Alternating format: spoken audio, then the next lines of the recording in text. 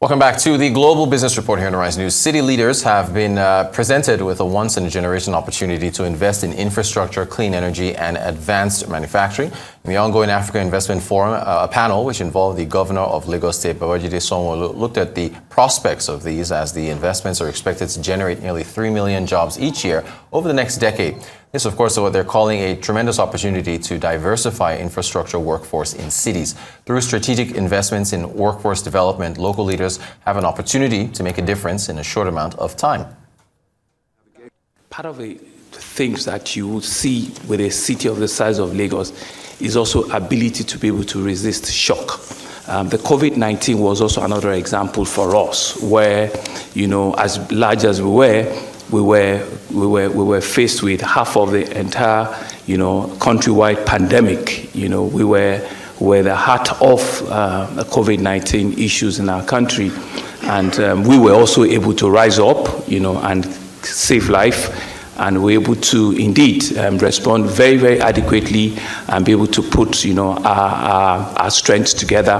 But one of the strongest things that we did, that I think she also mentioned, was communication. When you have a government that indeed was transparent, can accept what the faults are, what the mistakes are, learn, but communicate effectively and adequately with the citizens, then it can help people to plan, and be able to understand what the issues are and how to be able to respond to it.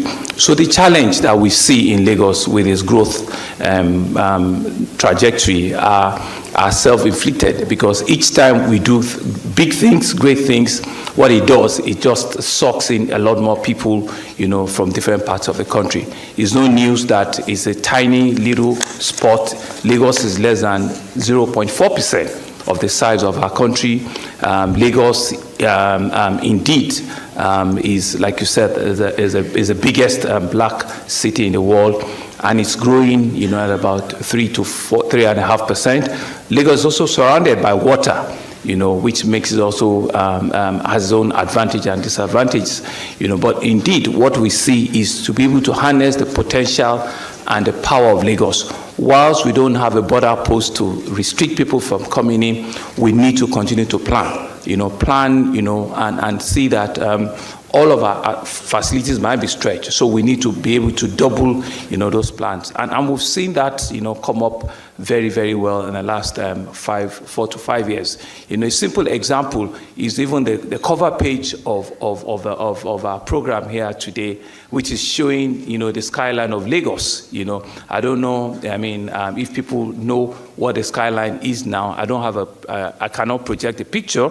But if you look at that skyline, which is about 4 or 5 years ago, it has since changed, because we've been able to complete, the rail infrastructure. We've been able to put a proper, intra-city rail infrastructure in it. So when you have a big city like that, part of the things that you need is how would you be able to ensure that your people can move effectively, efficiently, in a more predictable time? How do you ensure that, economic activity in the city is not slowed down? How do you ensure that the strength of the city, which is in the creative mind, which is in technology, which are the young, bright minds, how do you get them active? How do you ensure that they have things to work with, And these are some of the pillars that we have worked with. We've set up a 6 economic agenda for ourselves about 4.5 years ago, where we said that, transportation and public transportation and traffic management was one of the things we wanted to face head on, and we've done that with an integrated mass urban transportation system, which uses the water that we have, which uses the rail that we have started building, and use, an effective and efficient, bus rapid system.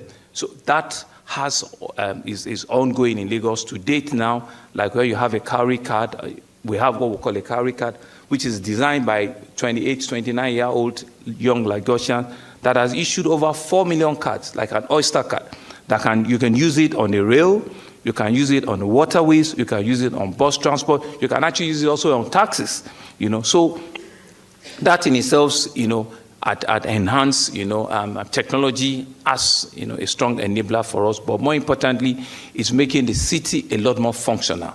And like you said, livability is important, resilience is important, economic sustainability is also critical, so that people can indeed know that they are in an environment where we need to share resources, we need to use resources effectively, but we need to understand that the strength of the city is about economic development. Abidjan have a population of 7 million inhabitants, with 80% of business in the country that it concentrates. So you will realize, therefore, that there's so much pressure on the city that our president has decided to move the political capital to Yamoussoukro. So all the infrastructures in Abidjan are now being duplicated and transferred to Yamoussoukro to relieve the city of Abidjan. Similarly, for other large regions in the country, I'm thinking here of the Yamoussoukro Stadium, I'm thinking of the Kouroukou Stadium and the Bouaké Sports Stadium and the San Pedro Stadium, to try and relieve the city of conurbation of Abidjan. A lot of work has already been done in that regard. With regard to the city of Abidjan, more specifically, our metro line, first phase of this project is being completed. It will run from the north of the city to the south, and the second line will run from east to west. Another line will also be built. We also plan to then give a kickstart to the lagoon project. That is a boat a transport system, a lagoon navigation system, and a cable system. We will have a cable car also service that we are also then introducing to relieve traffic in the city center of Abidjan. With regard to housing, in particular, we have a project that we feel has real potential to specifically